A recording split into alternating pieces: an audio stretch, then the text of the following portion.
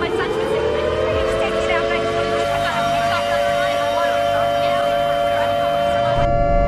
I don't want to set the world on fire.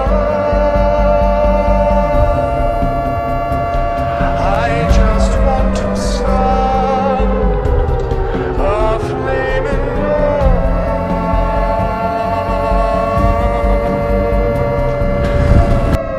Cult members that worship little g gods of their own making aren't exclusive to America.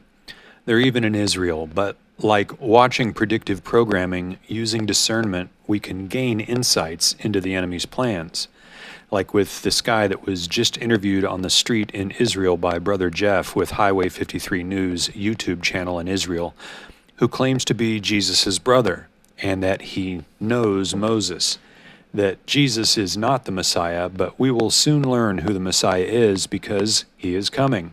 Get this, at the end of March. Now, where have I heard this before? My point is, if the enemy's deceived followers are all now simply stating with certainty their Messiah is coming on a date, and not just any date, the day on my timeline, I say my research into the Essenes and the Dead Sea Scrolls has led me to conclude is the last day of the 6,000 years from the creation of Adam, and therefore the last day by which the tribulation must start, for my interpretation of their beliefs to be correct.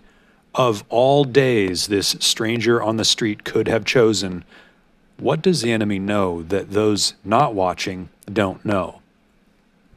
I believe I know who this guy's Messiah will be, and it ain't Jesus, or Melchizedek for that matter. It ain't no one good, let me put it that way. I'll play the clip in a second, but seriously, when you hear the enemies deceived stating the final 6,000th day from the creation of Adam, as the Essenes believed, and regardless of the date, if the Essenes are correct, and I understand them correctly, and that's 14 days after the end of the Age of Grace, 14 days into the final Jubilee, within the second Messianic window, and we that know the Bible and what it says about the opening of the first seal and the releasing of the white horse, who is the Antichrist, and that seal is only opened after the bride has left and the tribulation has started, and that day just so happens to be the same day this guy is on about? I don't know, guys. Secret I knowledge? talk to them. Secret knowledge? Oh, you do? Yes. How do you do that? I have a disability. You say that Jesus will come. I say he already He is came. the Mashiach. Yes. He is not, but in 2 months the Mashiach will appear. In 2 months from now? Yes. I'm At kind of the excited. end of March. I hope so. קראת את הברית החדשה? No. Yeah, are you interested in the ברית החדשה? No. Really? Because ישוע הוא בעצמו יהודי. Okay. הוא לא בא He's not really Jewish, but there is nothing really Jewish, Christianity, Muslim. It's just in this world. Oh, I see what you're saying. Outside, There's no real religion. There is no. It's only for this world, for this Sims game. But we live here. Yeah, right now. So. But everything soon is gonna be in peace again. Really? Yes. And you think the Messiah is going to do this? In 2 months, you will see him. Really? Yes. So maybe we can exchange information. Yes. And if it doesn't happen, we can talk about it. Yeah, it happened for sure. Really? Yes. Did you hear that? Tell the world what's happening in 2 months. In 2 months, you're gonna see who is the Messiah, who is the king of Messiah. What's your name again? Chock-Full-O. Rochviel? Yes. I'm Moses' young brother. You're Moses' younger brother? Yes. Are you a Cohen? No, before this world. Oh, before this world? Yes. Thank you for I'm stopping. also Jesus' brother. You're Jesus' brother? Yes, also the young one. Yeah, but do you know that in the Brit Chadashah it says if you don't have the son, you don't have the father. What do you mean? It means אם אין לך את הבן, Okay. Yeshua, you don't have the father. What do you mean you don't have the son? Jesus came and he said, I bring a new covenant, a Brit Chadashah. This is the covenant that is in my blood, and it will be the covenant that takes away your sin. And if you put your faith in... Just for the agenda. He came here to make the Christianity to divide the people more. You think so? Yes, to make the Christianity. There's nothing that in the New Testament that says that. He came to bring everyone together. That's what they say. And basically, there is a lot of good things in the Christianity, like that he spread love and everything. I didn't read it, so I don't really remember. I have one, everything. But no, I'm very busy. There's nothing in the Tanakh or in the New Testament, the Brit Hadashah, that says he came to start a new religion. Kol ha'okvim shelo. But that's what he did. That's what happened. Yes. That's what happened. Yes. But it was the continuation of the promises from the Tanakh. I'm Shech, the fulfillment. He says, I'm the fulfillment. He's the fulfillment of the law of Moses. Okay. And if you put your faith in him, you will have forgiveness of sin and everlasting life. I consider it. I consider it. Like it's a long story. Okay. Okay. You will hear it. Okay. Soon. 2 months? Maybe more. Okay. No, in 2 months you're gonna meet the Messiah. Okay. But I will tell the story maybe a little bit more in 2 months. All the story of what happened here before genocide Okay. and over the years. Genesis, Bereshit, בעצם? Yes. Yeah. From Genesis on? Yes. Wow. Genesis, what happened before Genesis? Yeah. Why they make this world, and what's happened after? Yeah. Who made the world? My father and mother. Your father and mother? Yava and Anuki.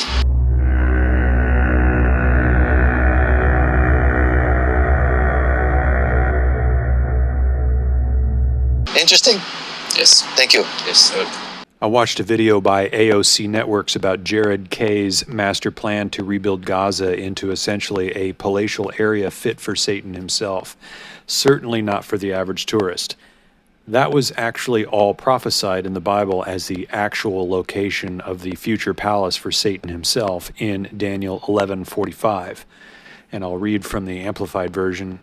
It says, "He will pitch his palatial tents between the seas and the glorious holy mountain, Zion, yet he will come to his end with no one to help him," meaning in his final battle with God.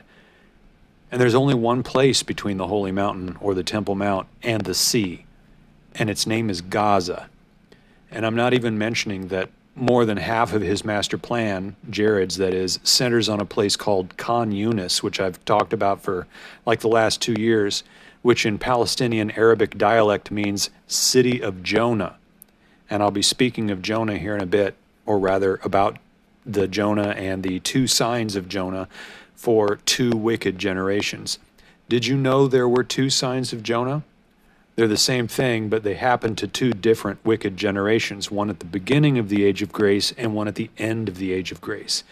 If you're familiar with my timeline, you'll know that I base my research on the Dead Sea Scrolls, the Essenes specifically, their calendar, their age dispensations, their prophecies, etc. And I like to think I've pieced much of it together such that I've zeroed in on the window of time within which Jesus will return for his bride. And so, using their calendar, their new year starts on March 17th. For ease of understanding, this is imprecise, but it's the easiest way to explain things that means to the layman that it's 2025 through March 16th. It's tough to explain this if you don't study prophecy. Hebrews, and therefore also Essenes, experience time differently than the rest of the world does, and then even those 2 don't agree.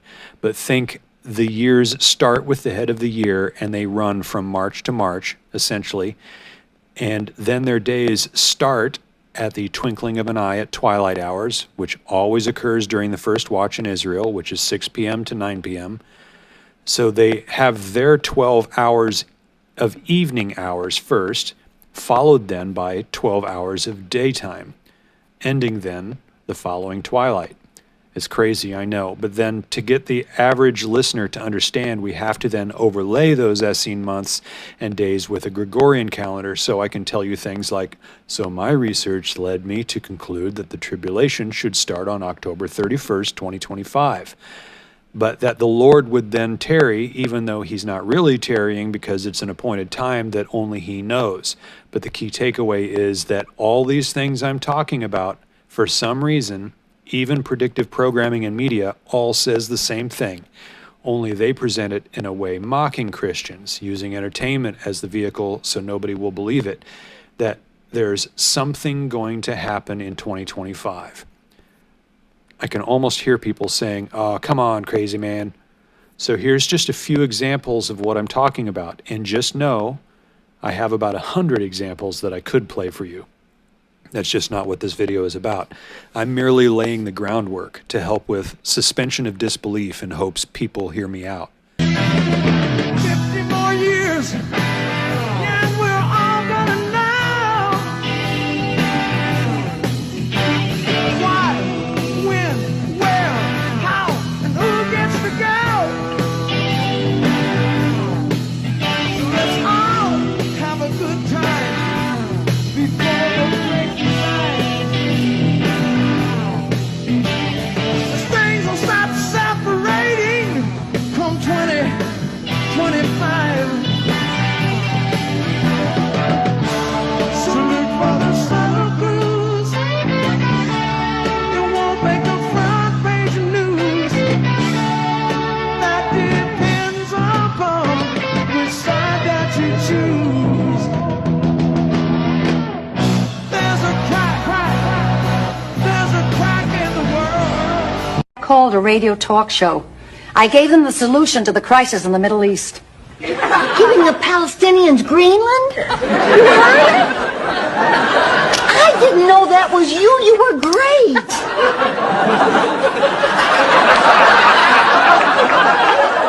Giving the Palestinians Greenland? It's a big place. Nobody uses it. You would take a desert people and put them in the ice and snow? With the proper clothes, they'll be fine. I'm hearing something.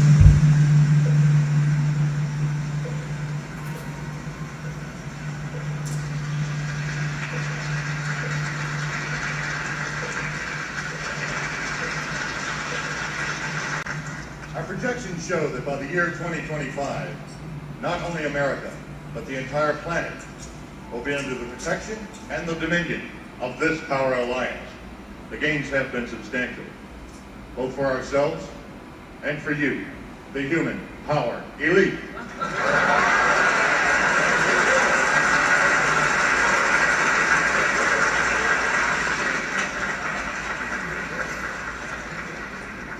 You have given us entree to the resources we need in our ongoing quest for multidimensional expansion. And in return, the per capita income of each of you here tonight has grown, in this year alone, by an average 39%.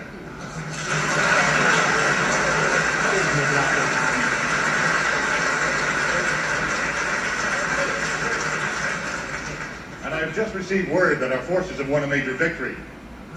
The underground terrorist network has been destroyed here on the West Coast. We are off crisis alert. The situation is normal again. Hi everyone, it is January 27th as I say this. I think it's going to be the 28th when I finally get it published. As we get closer to the start of the tribulation, the world is already unrecognizable and with unimaginable things being set up. Unrecognizable to those that live in and for this world. Unimaginable to those that don't read the Bible and don't study prophecy. But I know what's coming, and I do these videos to warn others that Jesus is coming, whether you believe in him or not. And it is my prayer that even one person comes to believe in Jesus Christ through the seeds I cast in his name. All glory to God the highest. I'm of the belief that America is coming under judgment. The weather is insane. The cold alone, not even talking about the wind, ice, and snow, is causing ice quakes in Tennessee where my grandbabies live, and trees are exploding. Yes, I said trees are exploding. This is my grandbaby Eden Grace. She is watching Ryan Hall, y'all. That's her again, all bundled and ready to go play outside, which was short-lived because she was hospitalized soon after this picture was taken due to uncontrollable vomiting and diarrhea. It was coming out both ends, and it's now spreading to the rest of the family. But she's home again safely now. She was in the hospital this past Saturday, I think. This is her big brother, by my own personal sign of Jonah, my grandson, whose real name is Jonah Whaley. And he's learning the cold, hard truth of being an adult by having to wipe the snow and ice off of his Power Wheels that also won't start.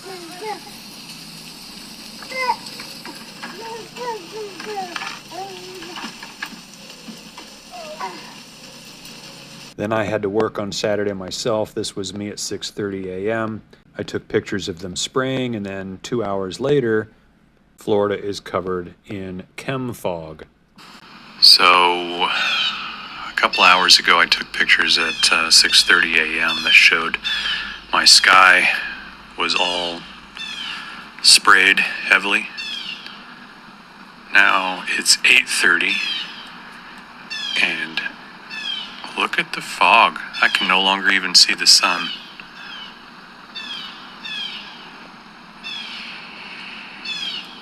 And it smells.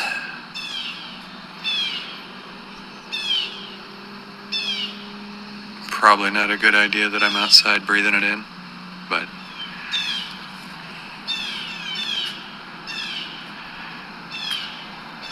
if you don't believe that the stuff that they're spraying falls to the ground, I don't know what to say.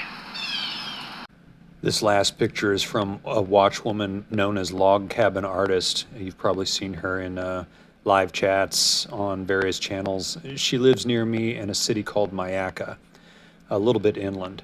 Her visibility was like 50 feet. This was widespread, and we both watched them spray it. And then, ironically, I show people this, and they simply don't believe it.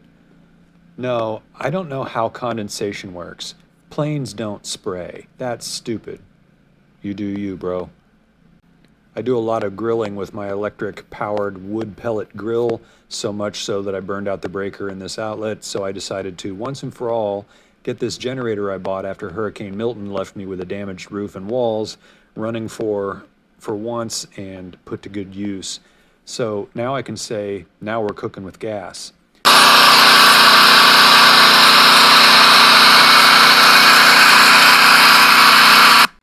I'm saying this at 12:21, which is a chiasm that I'll be talking about in a bit, but essentially a reverse image, similar to 1111, which is the number that everybody's been seeing, myself included.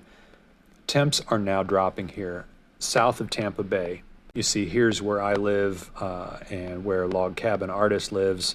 The temps today will be dropping from the 80s down into the low 20s. We got issued a freeze warning, in fact. This freeze warning is what we received. So I took a drive to my RV that I've nicknamed the Ark, and I never thought I'd be saying this, but I have to turn on its heaters so my pipes don't freeze again, like they did in Tennessee when I first bought it. And I dumped 15 gallons of frozen human waste on the ground. First trip.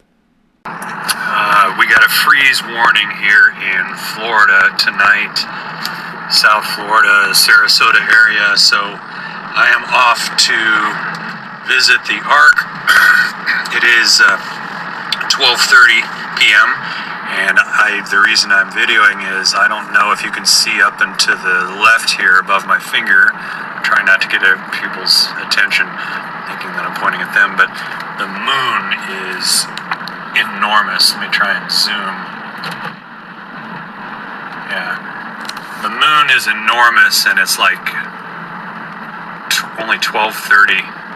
It's also in a completely different location than it normally is, if it does show up during the day.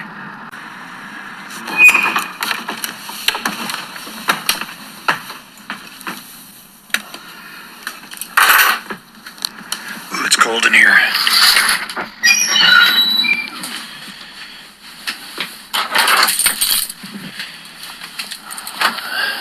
Also doesn't smell very good.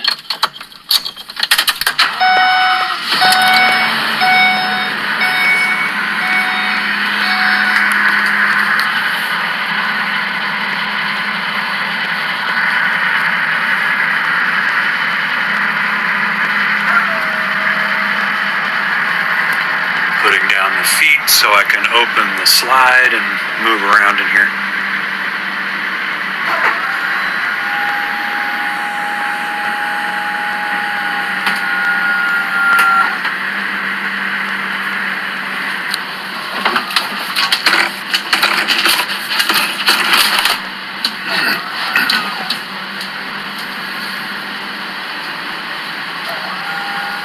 moving sluggish. It's pretty cold.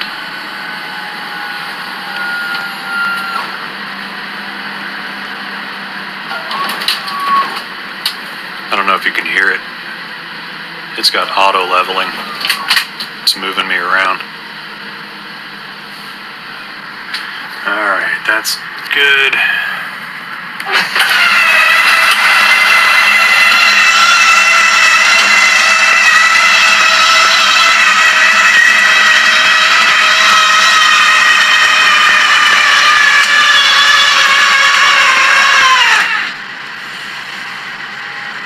And I'll also do a test run of the generator.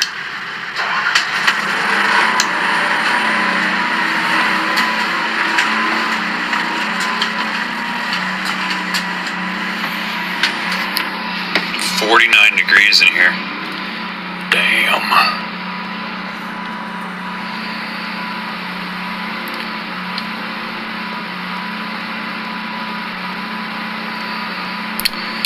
I might actually, it says it's switched automatically to gas. That's going to be problematic. I got to go outside and turn on the propane. Alright, I just turned the propane on. It's already 1 degree warmer. I can feel it coming through the ceiling.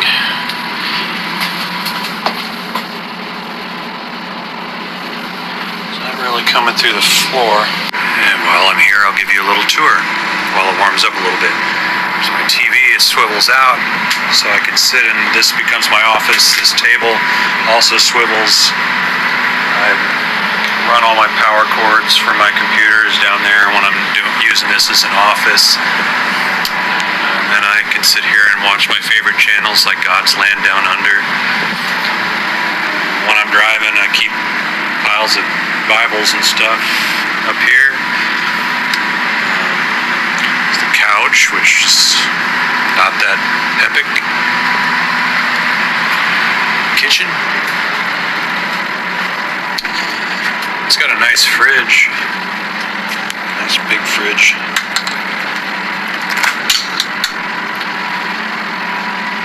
I have about 1 glass full of water in the event of an emergency. I don't know why that's in here. Alright, I pulled the slide in, raised the levelers. The heat's already up to 55 and climbing. I set it for 60. So hopefully that will keep my pipes above freezing. Let's go outside and give it a once over.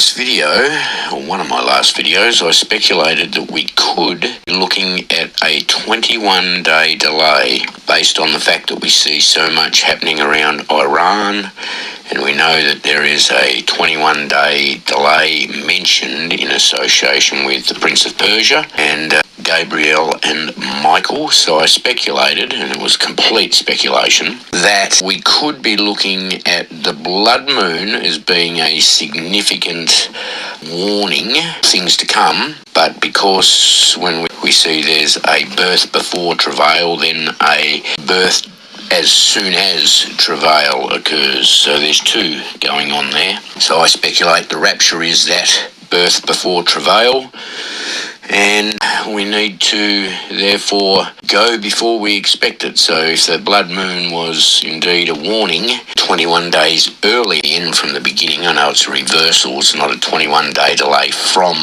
the blood moon, it's 21 days earlier to fulfill Isaiah 66. Anyway, that was just my speculation. But now in all of this speculation, when I use dates, remember we could be looking at sunset if we're using the Hebrew method, or midnight if we're using the sort of Gregorian method of, change of the day. So basically, there's a sort of could be 6 hour difference, in which could equate to if I say a date 16th, that could be, sunset on the 16th becoming the 17th. So it gets a little bit interesting depending on how you're calculating the start of a day, etc. But just interesting is the fact that the 21-day early rapture before the blood moon of March 3rd, if that was the case, then 840 hours, 84 hours, 3.5 days, this is 35 days in this count, but that 840 or 84 seems to come up a bit. We know that in relation to Rachel and Leah, also with Jacob being renamed Israel, and the year counts associated with his wives being 77 and 84, so we sort of have bookmarks for Israel being 77 and 84 years old. And we also have the Jubilee thrown in there with Mike's recalculation. That doesn't begin until March 16, 17, and Rosh Hashanah, where it should be, because it wasn't changed by 6 months, like we were told in the Bible in Exodus that it should have been. But anyway, this is something I'll discuss that time frame in a minute, or during the video somewhere. I mean, it gives us a May 14 time period. If you use sunset and midnight, it works out to be 59 days, 12 hours, 6 minutes. So that'll be the period in between March and May where it is a Jubilee, and Israel is still 77 and 84, because on May 14th, obviously, the anniversary of the formation of Israel, they'll become 85 years old, 78 years old, and hence 7-year tribulation, they'll be 85, which would put us outside of those 77 and 84, go past May 14. So, just for now, I'm still watching February 10 because it's 21 days before the blood moon. But you'll see that blood moon could potentially indicate something else in a moment. So, 21-day delay, and as you can see from Feb 10 to ahead of the year, 840 hours. The blood moon on March the 3rd to the year is 14 days. Now that's interesting. So highlight, like I said, I'm going to waffle a bit here. I'll highlight 2 14-day periods in a minute that seem interesting. Start on the blood moon. 14 days later will bring us to March 16, 17, the head of the year. 14 days later will then bring us to the 31st of March. Now keep that 31st of March in the back of your mind. I'll elaborate on that in a moment. I've got some notes written here that I'm going to try and refer to as well. But just for now, make note of the fact that blood moon this year does occur on Purim, and it's the 3rd that has done so. I'll elaborate on that a bit in a minute. And then we have April.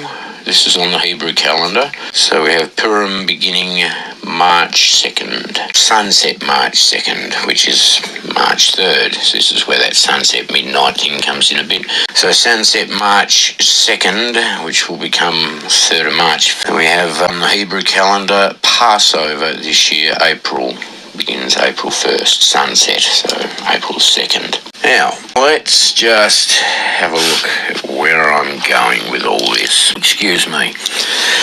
What I've noticed is this. We have some unusual alignments. Now, this is not looking at my Feb 10 date anymore. This is actually focusing, and you'll see there's potential reason for this. Potential good reason. There seems to be a lot of alignment happening, and I know nobody wants to hear dates into the future, but hey, that's something we just have to deal with, because a lot of dates have passed, so the potential for upcoming ones to pass is there as well. We just need to continue to look at the stepping stones that we see forward. But for now, like I said, Feb 10, I'm looking there. But February 28th has got some very interesting alignments for me. Now, I've got pictures everywhere here. I'll just fumble through them all, but I'm going to read from my notes here. If we were to be raptured on February the 28th, that is both Purim on the Essene and the static calendar. Okay, so that's the first point to note. February 28th, potential rapture, is on the Essene and the static calendar. Now, 84 hours later, approximately, we have March 3rd, blood moon, which is on the Hebrew calendar. So we have sort of some interesting connections there. We have a blood moon in association with Purim, and you'll see that that's significant in a minute. The Hebrew calendar for March 3rd, but Purim on the static and the Essene calendar is about 84 hours prior to that, on February 28th. Now, this is where we notice two 14-day periods. From that blood moon, if you go 14 days, you reach the head. So basically, we have the Hebrew calendar Purim is sunset March 2nd. Static calendar Purim is February 28th. Essene calendar Purim is February 28th. Hebrew calendar Passover, April 2nd sunset. Essene calendar Passover, March 31st, I assume sunset.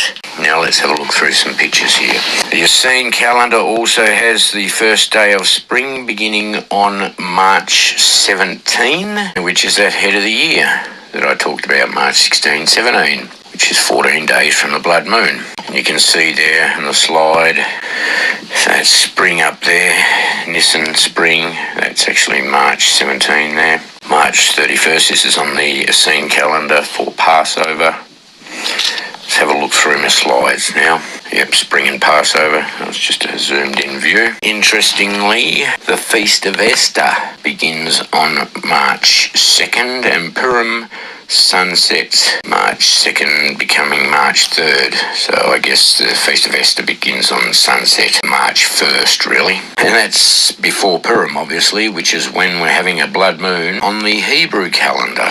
Let's have a look. And here we have on the Hebrew calendar showing a Passover beginning sunset April 2nd.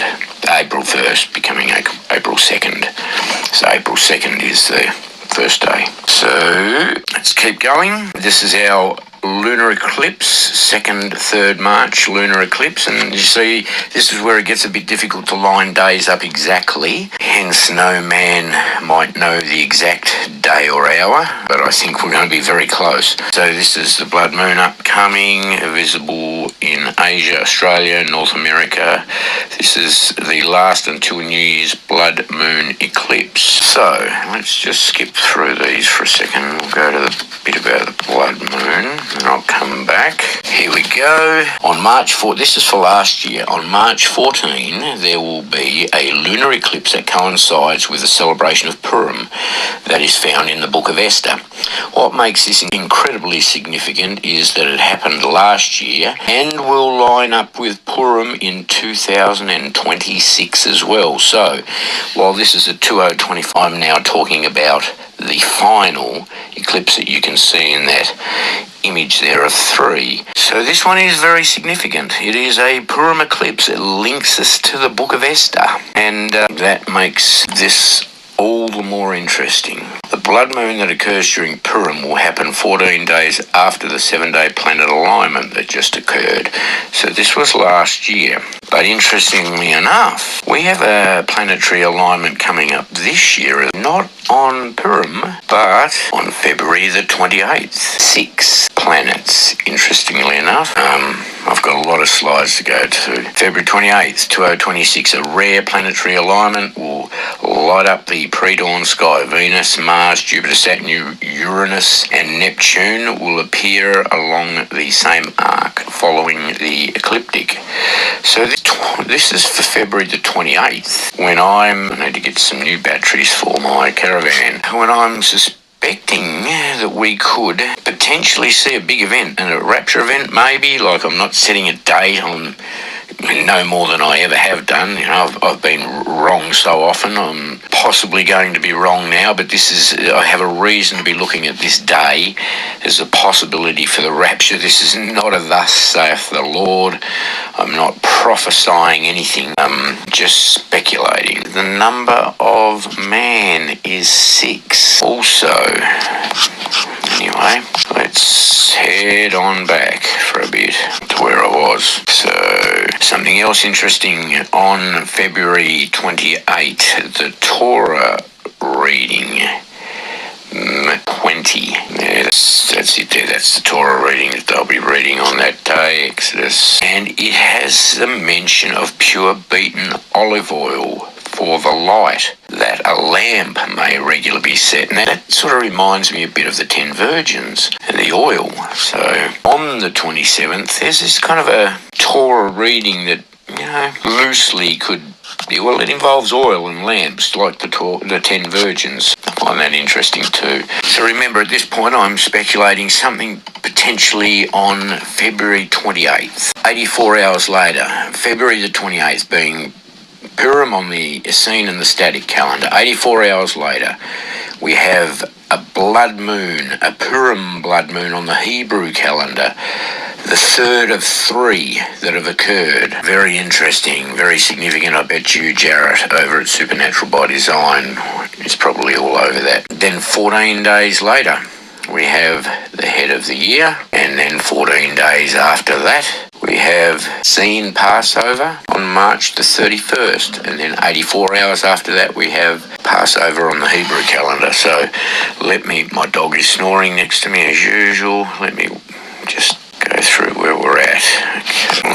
Okay, we're back to the beginning. Yep, done that one, done that calendar. I imagine that probably means sunset March 30, but like I said, just, you know, we've got a day, sort of 12 hours or 6 hours sort of here and there, so give us a bit of leeway, because calculating these different calendars and reconciling them to, you know, the change of the day as we see it in the Gregorian method, with it being midnight, it gets all messy, doesn't it? Seen that one for the blood moon, Purim blood moon era, and there was, yeah, that was just Passover again. I think I covered those in, yeah, those two there. That's the same calendar, Hebrew calendar there. The eclipse, I've told you that.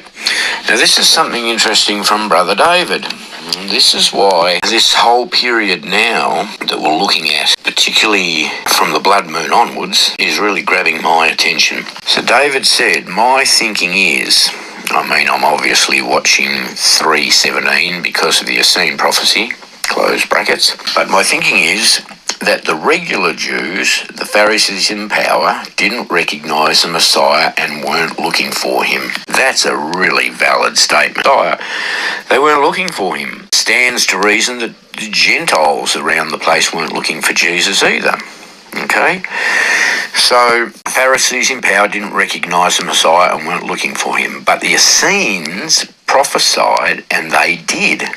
And my assertion is that the people flipping out and laying palm branches and clothing in front of Jesus, if they had a record of being 100% correct, my money is on them. Okay, so who else would have been doing the palm branch thing? I mean, that was a really good point from David. It wouldn't have been the regular Jews. It certainly wouldn't have been Gentiles. The word wouldn't have got around. This was all very early stages. So who would it be? It was probably the Essenes. Why did they vanish? Because, I mean, historically, there's not much known about the Essenes, really. They seem to have just vanished from history, from what I can gather. Brother David's the expert on this, so I'm really only parroting by poor memory things that he said. But, you know, his assertion is that the Essenes were no longer found because they became Christians. They saw Jesus. They recognised the Messiah was coming. They saw him crucified. This was probably them with the palm branches, etc. I said, that's a very good point. And then David went on to say, reason I say I'm watching 3/7 is because of the vernal equinox. So we know it's the head of the year, the day of equilux. It's the day of equal parts, equal daylight hours. This is Mike's head of the year, where the Jews didn't change it back. Mike got this from the verse about Lazarus. Are there not 12 hours in the day? This was where he initially got his sort of ideas from. But carrying on from David, so let's say the Essenes did get it correct, then that sort of, and it is lining up this year, the Essene calendar is lining up with Mike's static calendar. Interestingly, the Hebrew calendar this year is not very far out either. It appears to be only about 84 hours out from both the Essene and the static calendar. Now, that's if I'm reading everything correct. Okay, so we've got basically David saying, hey, this is interesting. Let's look at the head of the year, the vernal equinox. Okay, March 16, 17. This is where 14 days from that blood moon. And then 14 days from that is 31st, Passover. At sunset, becoming April Fool's Day. So you can see the sort of thought process that David's putting forward here.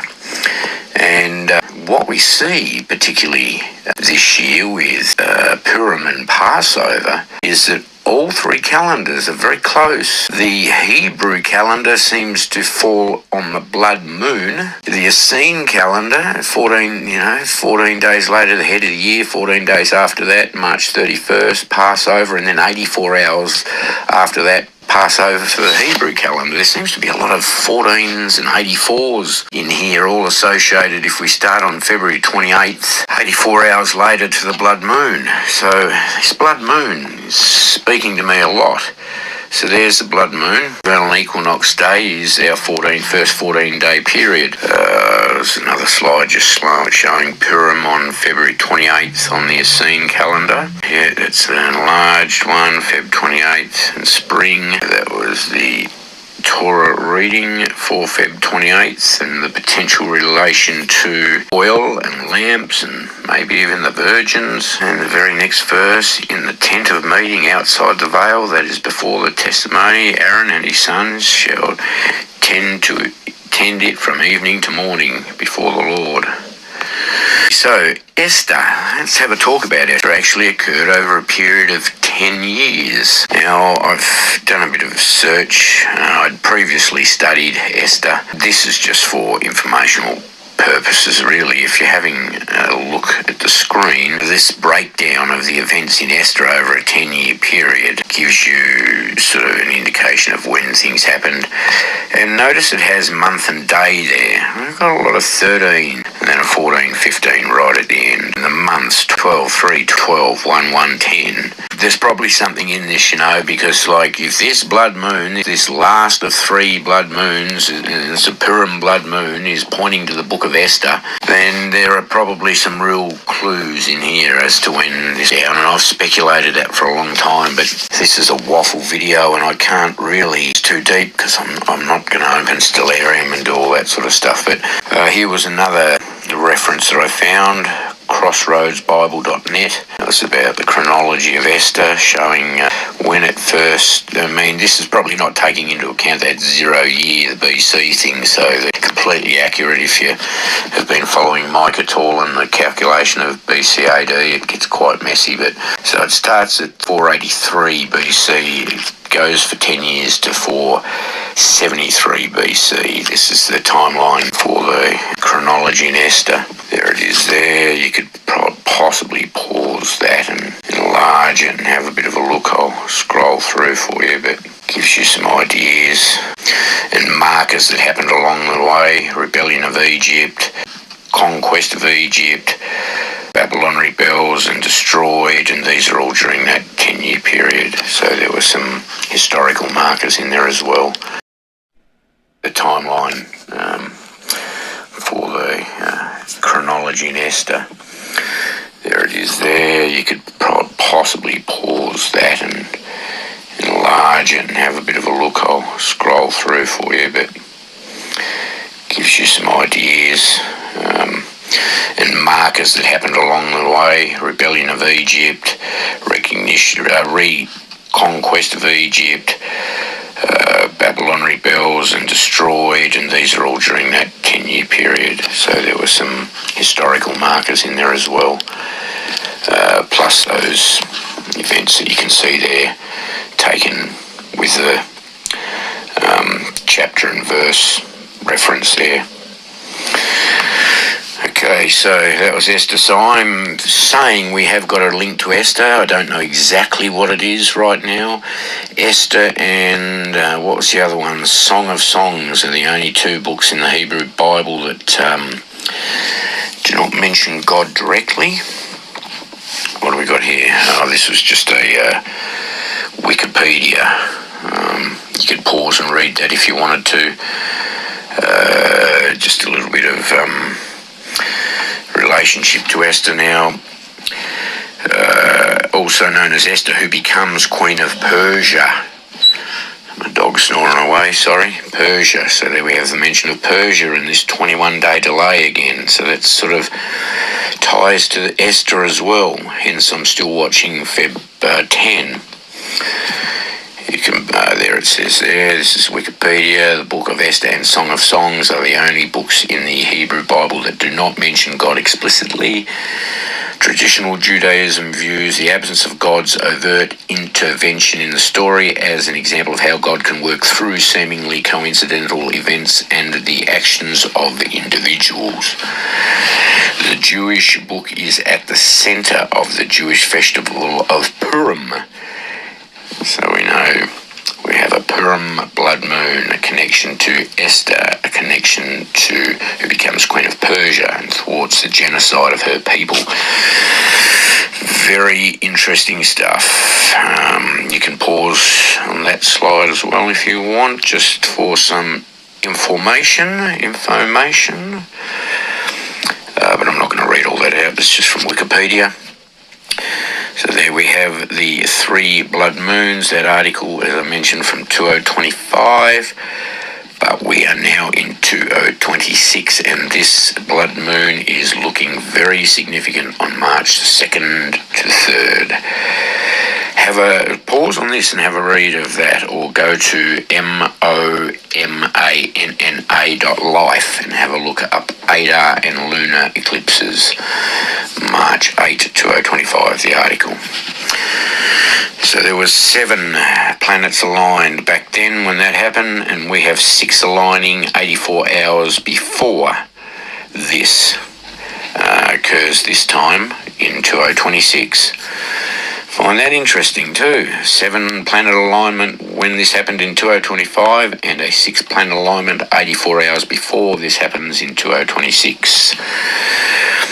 It's another slide you can read. There's a little bit of history about Esther again there.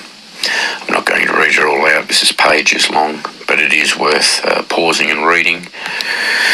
So there are our 6 planets aligning on February 28th, and I like the mention of after sunset. Now, we often speculate about when the rapture could happen in the twinkling of an eye. And we often see that as that period sort of beginning with sunset, but possibly extending through, the twilight period, civil, nautical and astronomical. So the best time to see these planets. The 6 planets will align in the evening sky, February 28th to 26th after sunset. So that's when they're actually aligning, in that twinkling of an eye period on February the 28th. And I'm back. Okay, I'm going to go over all the things Brett just discussed to showcase even more ways the watchmen are in alignment about the importance and implications of watching for Jesus' return for his bride every day right now. But especially the conclusions we are all arriving at and in alignment on regarding the month of March 2026. Even the calendars are coming together in ways I hadn't anticipated, and I think Brett just unlocked some of that. We each have only a piece of the puzzle. Brett has always seen things in the cracks and around corners that I've never been able to see. I see things mostly at a macro level that allows me to move things around as big blocks. Then I drill in systematically. In other words, I see the world and interact with it like I'm a project manager, which I am in real life. And I don't see a lot of this sort of thing. March 3rd, as Brett said, is a blood moon lunar eclipse on Purim, as per the Hebrew calendar. I'll place thought bubbles from time to time through this, just put a pin in each, and I'll connect the dots of what I'm seeing at the end. Purim is about a Gentile bride. 84 hours before Purim on the Hebrew calendar is February 28th, which is Purim on the Essene calendar. 84 hours. Another way to put that is 3.5 days. Blood moons throughout time have not been events. They've been signs or warnings of coming events, harbingers, like the blood moon lunar eclipse that happened when Jonah came out of the belly of a whale to prophesy to the Ninevites, who worshipped Dagon, a fish god. If you don't repent, in 40 days you will be destroyed. And they all repented, and therefore Nineveh escaped judgment that time. Then the blood moon lunar eclipse on Thursday, April 14th, 32 AD, hours from when Jesus died on the cross and gave up the ghost. But remember, Jesus also prophesied to the scribes and Pharisees in Matthew 12 and Mark 8 that there would only be one sign for a wicked and adulterous generation, the sign of the prophet Jonah. And I suggest that the scribes and the Pharisees both had different reasons for asking for that sign. The Pharisees wanted to trip up Jesus and corner him with the law, where I believe the scribes were Essenes, and they asked for that sign because they were already aware of the messianic window prophecy of the time frame for the triumphal entry of the Messiah, and here was Jesus. Although they were expecting Melchizedek because their prophecy was given 150 years before Jesus' birth, so they didn't know his name would be Jesus. If you haven't seen my extra biblical study on Melchizedek that says Melchizedek is the only person in biblical history to have lived both in the days of Noah and the days of Lot, yet he wasn't on the ark, watch this video for more info on that.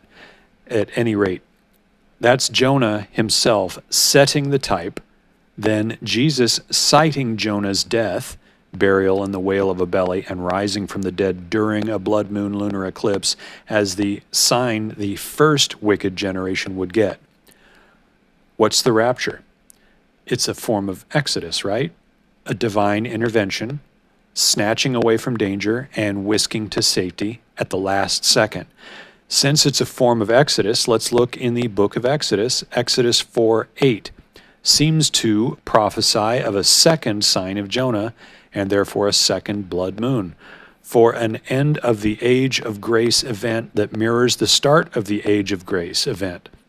Exodus 4:8, and it shall come to pass, if they will not believe thee, neither hearken to the voice of the first sign, meaning the evidence, that they will believe the voice or evidence of the latter sign, latter meaning last, or the one at the end. Do you see where I'm going with this?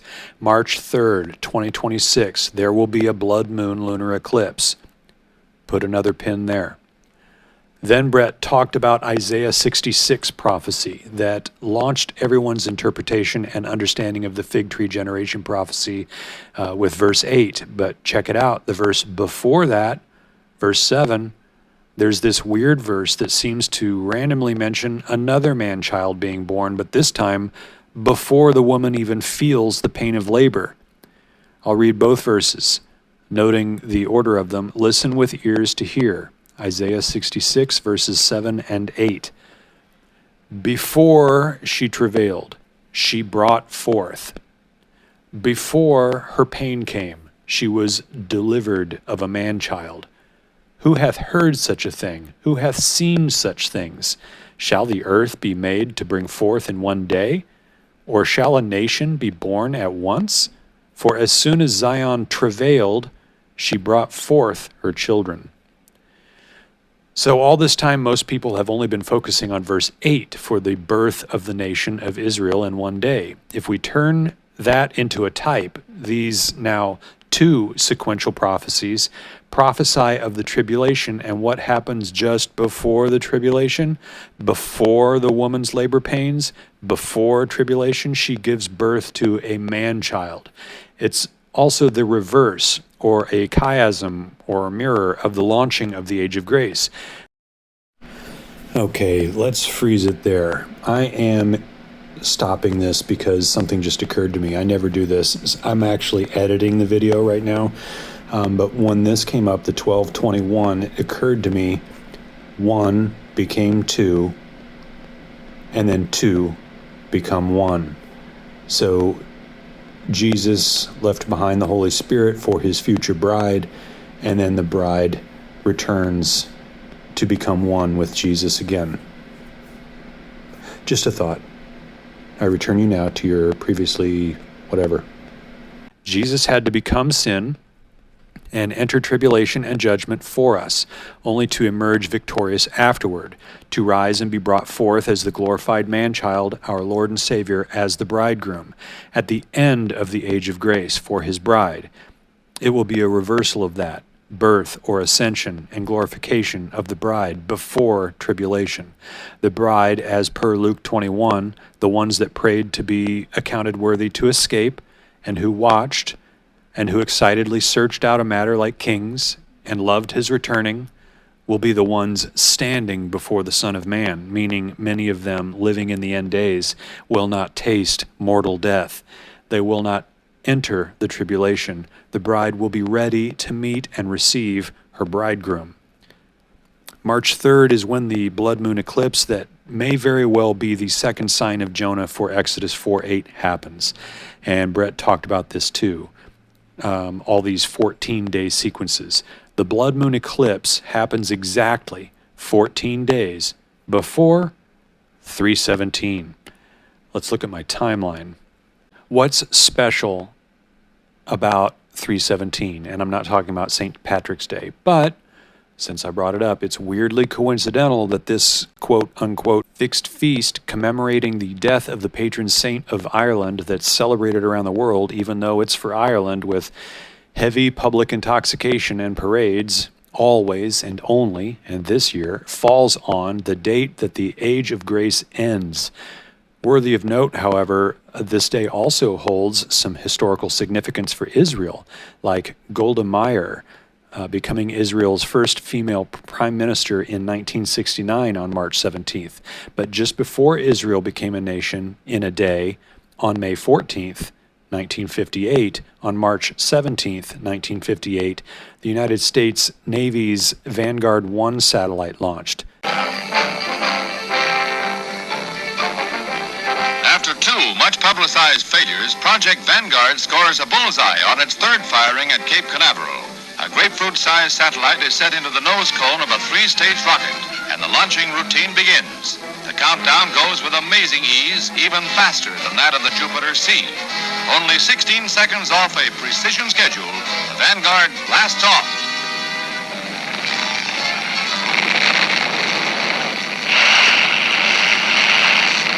It's one of the most perfect flights ever seen at the Missile Center, and there's not a hitch along the way, as the tiny moon is catapulted into the farthest orbit yet, 2,500 miles out.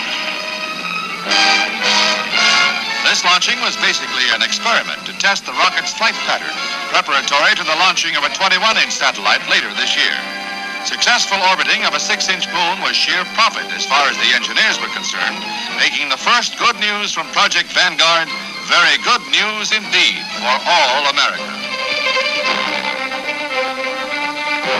Check this out. also on March 17th.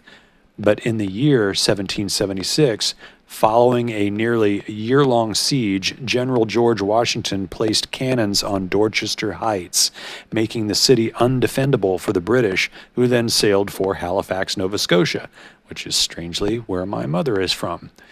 This day is also known as Evacuation Day. What's a synonym for evacuation? Exodus. Both words imply a large-scale, often rapid, movement away from a place. And then last and absolutely and ironically least, March 17th is called Campfire Girls Day, founded in 1910, and on that day the organization is celebrated and honored as the first non-sectarian, multiracial, progressive, and inclusive organization for girls. Ironically, the group focusing on empowering girls closes down after adapting to be inclusive of all genders, but specifically after empowering boys to dress as and identify as girls. So even this article's statement of Campfire Girls being remembered, celebrated, and honored is suspect because publicly they are hated by the very group they empowered to take them down from within, that they, by their own admission, are proud to have included. What a circular firing squad. Back to the present. March 17th this year on the Essene calendar is called Tefuka Nisan. It is the vernal equinox, or the first day of spring. Check. Song of Songs, the story of a bridegroom excitedly coming for his bride in spring. Check. It's the day the final eschatological jubilee of the Essene prophecy and prediction of the second messianic window begins. Check. Add 14 more days, that's March 31st, the literal last day, according to the Essenes, and that's who I study and base all my conclusions on. It's why at the top of my timeline, I call it the Essene timeline. I'm not talking about what other people see or calculate. I've mentioned this maybe 100 times. If we stop and argue about every single point, we cannot hear or receive. I keep saying I need to get a shirt that says preconceptions suck. But if we add 14 more days to March 17th, it's March 31st, and the literal last day of 6,000 years from creation by their counting. Yes, I said 6,000. I count ages or dispensations the same way rabbinical priests do, the same way the Essenes did, and of course, in a similar way to later Christians like Clarence Larkin did. I've got all of his charts. Dispensations or ages, I'll stick with the Essene to ages, plotted out biblical history by calculating events in the ages and generations of patriarchs into epochs of time that reflect the Genesis account of the 7 days of creation. A day is to 1,000 years, in other words. I didn't make it up, I'm not the first one to say these things, and I won't be the last. Well, I might be one of the last if I'm right. I certainly hope I'm right. And this is how I study. I don't know how others study, but this is how I study. A viewer commented on one of my last videos, Daughter of Yah, I believe is her name, that 3/18 is Nisan 1, or first day of spring, on the Hebrew calendar this year. And honestly, I don't really look at or study the Hebrew calendar. I'm always nose deep in the Essene calendar, but how crazy is that, then, that it's the same day on the Essene calendar this year? The quest God gave his future kings was to search out a matter, not to be right. God makes everything right. It's the race, not the finish line, that's our focus, in other words. If that was the case, then only the winner of the race gets the prize.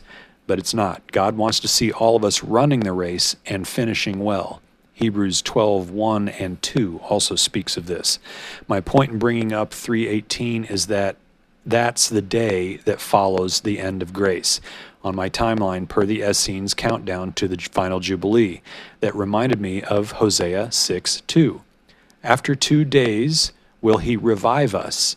In the third day he will raise us up, and we shall live in his sight.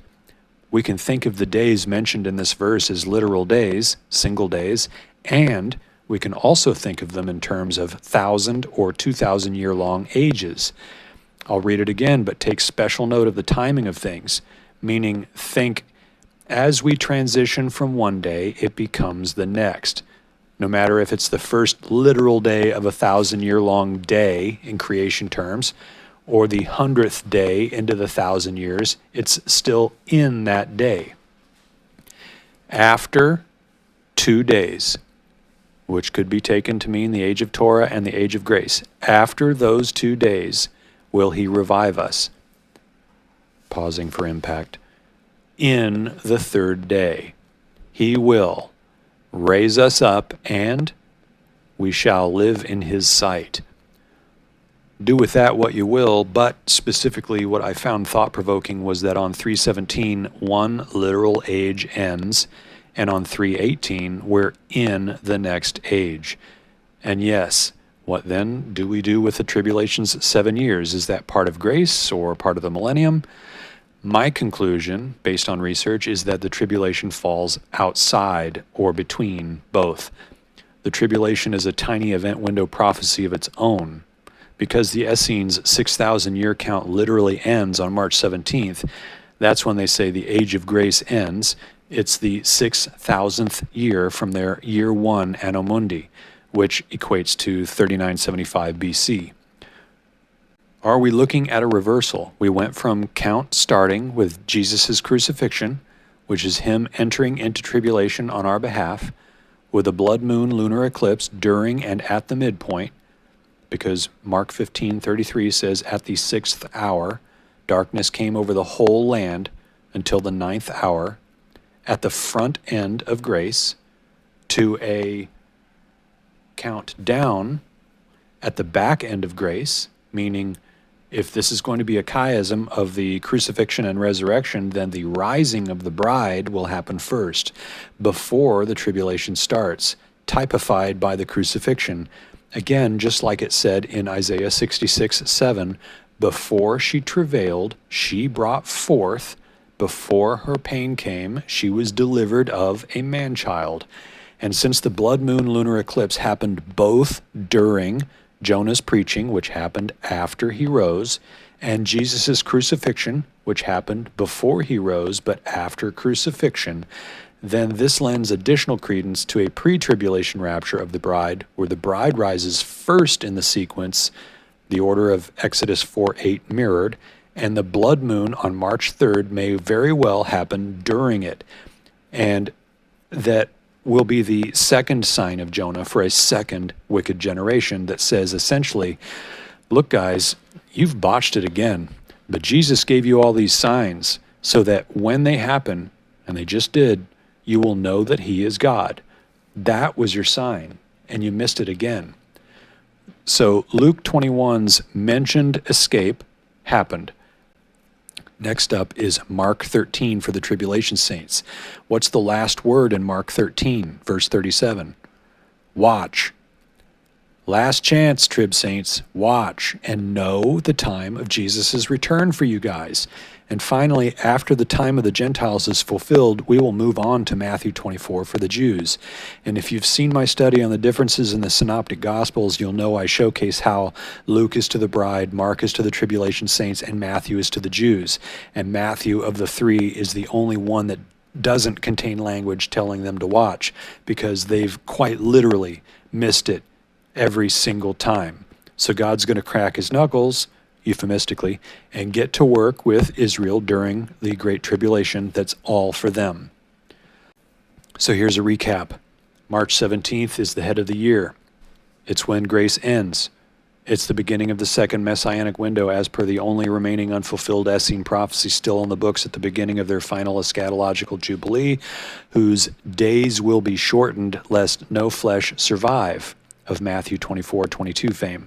And when you add 14 days, again, to March 17th, you get March 31st, the start of the new year, and Passover, the mirror of Jesus' crucifixion at the beginning of the age of grace, within the first Essene messianic window prophecy that was fulfilled by Jesus showing up instead of Melchizedek, whom the Essenes thought would be the Messiah, since when they made that prophecy, it was 150 years before Jesus' birth. So they made an assumption. Or did they? Funny story, I only met Brett, I guess it's been 2 years now. I thought it was only last year, just before Purim. But it was Purim 2024 when I first returned from being banned on YouTube for 2 years. And I reached out to him. when he did a video in 2024 studying the moon cycles and talking about Purim. And here we are doing it again. All of our lives has changed dramatically since only 2 years, 1 year actually, ago, especially Brett's. He's now living nomadically in his caravan. When I first met him, I think he was better off than I am. I keep telling him, you know, man, life is always very tough for those of us that God is intending to lead somewhere and open a door, whether for you or to put you in a place for someone else that you haven't even met yet or don't even know exists, or possibly to keep you hidden and protected from the eyes of the enemy until his return. Brett's a friend, so I know everything that is going on with him behind the scenes, what he's been going through, and in the place he was at just a week ago. Honestly, it was only a matter of time before things could potentially get very ugly for him there. Constant dog attacks, police snooping around, the deceived hurling insults and ugliness at him when he tried to help people. I believe there is a territorial, spiritual, demonic presence at the place that he left. But despite it all, he didn't even want to be there, but God led him. And while he was there for a full year, he encountered 2 lost people that he didn't know. He may very well have led them to the Lord without knowing it by planting seeds and caring for them. As difficult as it was for him to be forced to move such as he was, I look at him now, and I hope he doesn't get mad with me telling these things that he told me in private, but God led him to now be living off-grid, just as the Australian government is doing their slow rollout of the Beast system by disabling mobile device chat and emergency dialing capabilities that happened within a recent update yesterday or the day before. I Googled it. It's true. They said it was supposed to be a patch pushed out to all mobile devices to enhance emergency services. Instead, they stripped everybody of them. So what are we going to see happen? Soon repeat of Bondi, only on a larger scale, and this time with nobody able to call the police. Next step will be to disable mobile communications entirely. Last year, I sent a global radio to him. It's not great technology. I'm certain there's better out there, but it needed to be small and get through customs. He received it and tested it out just before that door closed. I had so much trouble even getting that out of the U.S. I even got into an argument with a UPS guy that just starts cutting open the box and begins disassembling it. It was new in the box. I'd never opened it. I admit I cursed a bit. I said, WTF, what are you doing? He wouldn't even look at me. He mumbled something about federal customs regulations about sending transmitters, and I said, I haven't even paid you for your services yet, and I did not give you permission to tear it open. He's like, so you don't want to ship it?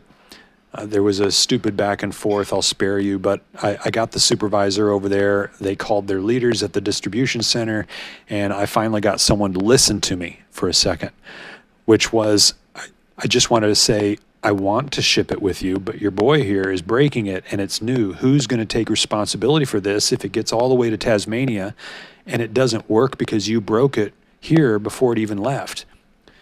I mean, all told, the like postage and everything for that was nearly $1,000, and they weren't going to take responsibility for it.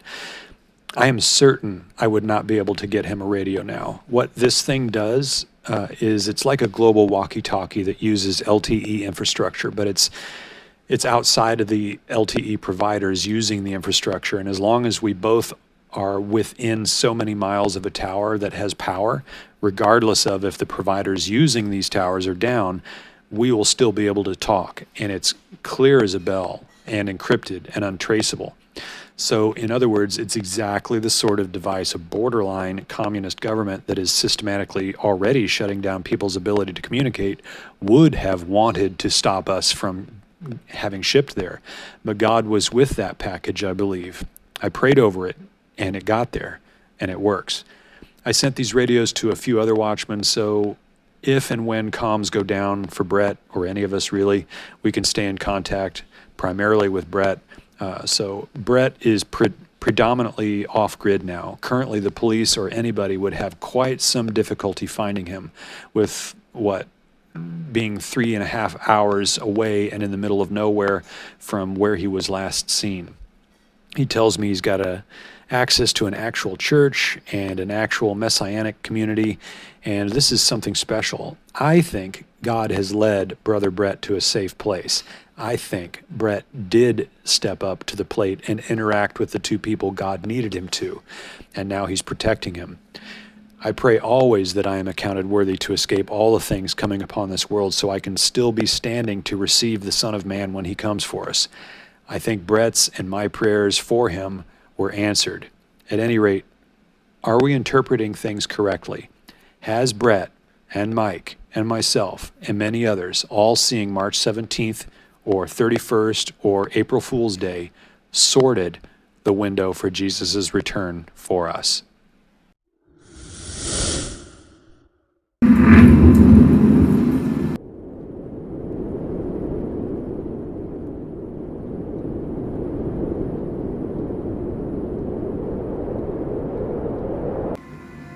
You said you knew everything.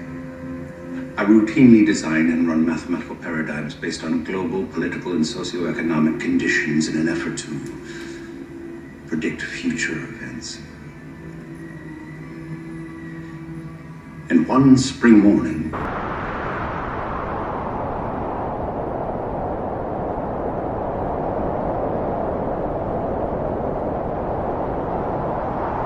the data coalesced, and it told me in no uncertain terms that the world would, well, end. Calculator told you that. The date of the end of the world may not interest you, Mr. Howard, but the date the data coalesced might. April 14th.